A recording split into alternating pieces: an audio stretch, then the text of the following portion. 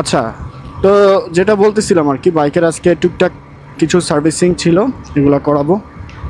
এরপরে হচ্ছে আমি আবার 300 ফিট যেতে হবে, আমার বিআরটিতে যেতে হবে আর কি। আমার নাম্বার প্লেট নিয়ে এখনও কোনো মেসেজ দেয় না, কিন্তু ওয়েবসাইটে দেখাচ্ছে যে নাম্বার প্লেট অলরেডি চলে আসছে, কিন্তু নাম্বার প্লেট নিয়ে যে একটা মেসেজ আসে, ওই মেসেজটা এখনও আসে নাই। সো দেখি আজকে গিয়ে ওনাদের সাথে কথা বলবো, আশা করি দিয়ে দিবে যদি থাকে আর কি। ওটা তো আটকে রেখে ওনাদের কোনো লাভ নাই।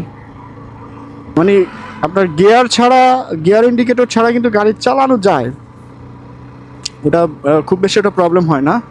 প্রবলেম হয় জাস্ট ওভারটেকিংয়ের সময় আপনার গিয়ারটা তো লাগে মাস্ট। হ্যাঁ, ওভারটেকিংয়ের সময় গিয়ারটা লাগে।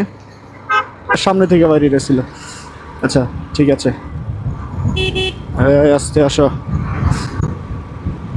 আমরা খুব বেশি একটা স্পিড উঠাবো না, নর্মাল স্পিডে যাব, কারণ আমাদের হাতে পর্যাপ্ত সময় আছে। এত তাড়াহুড়া করার কোনো দরকার নাই, কারণ জীবনে বেঁচে থাকলে অনেক রাইড করা যাবে। তাড়াহুড়া করতে গিয়ে যদি অ্যাক্সিডেন্টই করে ফেলি, হাত পা ভেঙে ফেলি অথবা মারা যাই, তাহলে আর রাইডিং করা লাগবে না।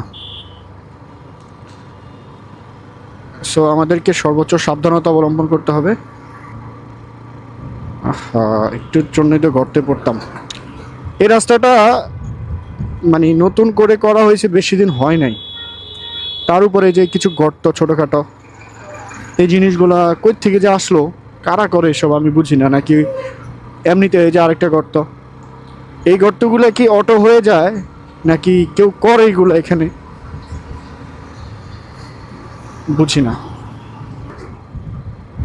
কিন্তু একটা মজার বিষয় হলো কি জানেন, পুরা রাস্তাটা ভালো, A to Z, আপনার স্টাফ কোয়ার্টার থেকে বনশ্রী পর্যন্ত।